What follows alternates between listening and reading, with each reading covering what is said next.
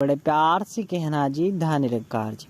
साथ संगत जी अरदास हिंदी कहानी सुनाने वाला है साथ संगत जी। साथ संगत जी अगर दास से कोई भूल चूक हो जाती है साथ संगत जी, तो दास को क्षमा करना साथ संगत जी। साथ संगत जी आज की कहानी का नाम होने वाला है साथ संगत जी बेशकीमती फूलदान। साथ संगत जी आज की कहानी को शुरू करते हैं। साथ संगत जी अगर दास से कोई भूल चूक हो जाती है साथ संगत जी, तो दास को क्षमा करना साथ संगत जी। साथ संगत जी शुरू करते हैं साथ संगत जी। विजयनगर का वार्षिक उत्सव बहुत ही धूमधाम से मनाया जाता था, जिसमें आसपास के राज्यों के राजा भी महाराज के लिए बेशकीमती उपहार लेकर सम्मिलित होते थे। साथ संगत जी कहने का अर्थ है कि विजयनगर में जो साथ संगत जी वार्षिक का उत्सव था बहुत ही धूमधाम से मनाया जाता था। साथ संगत जी यानी कहने का अर्थ है कि बहुत खुशी से मनाया जाता था, जिसमें आसपास के राज्यों के राजा, साथ संगत जी कहने का अर्थ है कि जो बगल के राज्य थे उनके भी राजा आकर महाराज के लिए बेशकीमती उपहार लेकर सम्मिलित होते थे।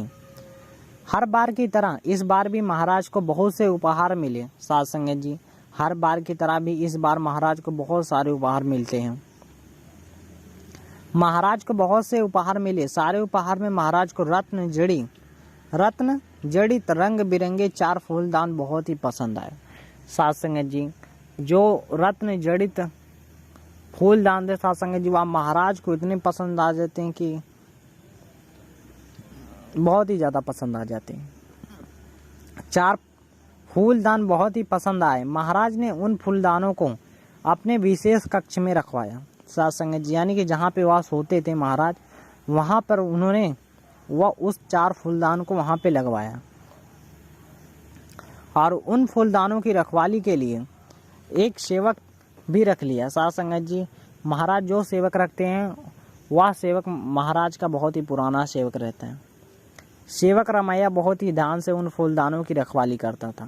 साथ संगत जी जो रमैया था, साथ संगत जी सेवक का नाम रमैया था, वह बहुत ही ध्यान से साथ संगत जी उस फूलदानों की रखवाली करता था, क्योंकि उसे एक काम सौंपने से पहले ही बता दिया गया था कि अगर उन फूलदानों को कोई भी नुकसान पहुंचा तो उसे अपनी जान से हाथ धोना पड़ेगा। साथ संगत जी जो रमैया था उसको पहले ही आदेश दे दिया जाता है कि अगर कुछ इस फूलदान को होता है तो तुम्हें अपनी जान को कुर्बान करना पड़ेगा। एक दिन रमैया बहुत ही सावधानी से उन फूलदानों की सफाई कर रहा था। साथ संगत जी जो रमैया था वह साथ संगत जी एक दिन बहुत ही अच्छे से सफाई कर रहा था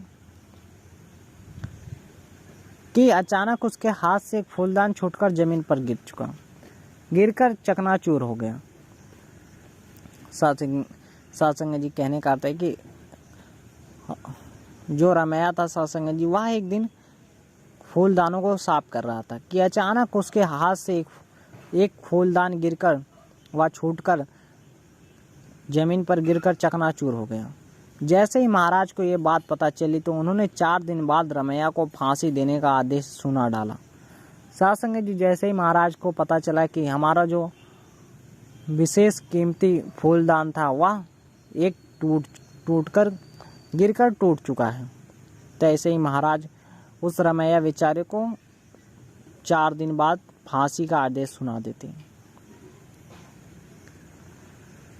महाराज का ये आदेश सुनते ही तेनालीराम महाराज के पास आया और बोला, महाराज एक फूलदान के टूट जाने पर आप अपने इतने पुराने सेवक को मृत्युदंड कैसे दे सकते हैं। तेनालीराम कहता है कि महाराज आप अपने इस पुराने सेवक को मृत्युदंड कैसे दे सकते हैं, ये तो सरासर नाइंसाफ़ी है। परंतु महाराज उस समय बहुत ही गुस्से में थे, इसलिए उन्होंने तेनालीराम की बात पर विचार करना जरूरी नहीं समझा। जब महाराज नहीं समझे तो तेनालीराम रमैया के पास गया और उससे बोला, तुम चिंता मत करो, अब मैं जो कहूँ तुम उसे ध्यान से सुनना और फांसी से पहले तुम वैसा ही करना। मैं यकीन दिलाता हूँ कि तुम्हें कुछ नहीं होगा।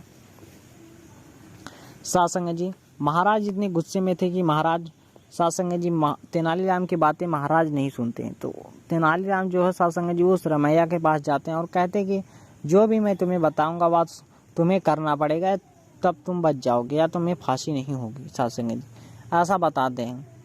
उससे बोला तुम चिंता मत करो, अब मैं कहूँ तुम साध संगत जी तुम वैसा ही करना, यकीन दिलाता हूँ कि तुम्हें कुछ नहीं होगा। रामैया ने तेनालीराम की सारी बात बड़े ही ध्यान से सुनी और बोला मैं ऐसा ही करूँगा। फांसी का दिन आ गया। फांसी के समय महाराज भी वहाँ उपस्थित थे। फांसी देने से पहले रामैया से उसकी अंतिम इच्छा पूछी गई। साध संगत जी वह जो रामैया था उसकी साध संगत जी जब उसको फांसी पर चढ़ाया जा रहा था उसकी अंतिम इच्छा को पूछा जाता है। तब रामैया बोला मैं एक बार बचे हुए 3 फूलदानों को एक बार देखना चाहता हूँ जिनकी वजह से मुझे फांसी पर लटकाया जा रहा है। साध संगत जी वह कहता है कि मैं उस फूलदानों को देखना चाहता हूँ जिनकी वजह से मुझे फांसी पर लटकाया जा रहा है। रामैया की अंतिम इच्छा के अनुसार महाराज ने उन 3 फूलदानों को लाने का आदेश दिया। जैसे ही फूलदान रामैया के सामने आए तो उसने तेनालीराम के कहे अनुसार तीनों फूलदानों को जमीन पर गिराकर तोड़ दिया।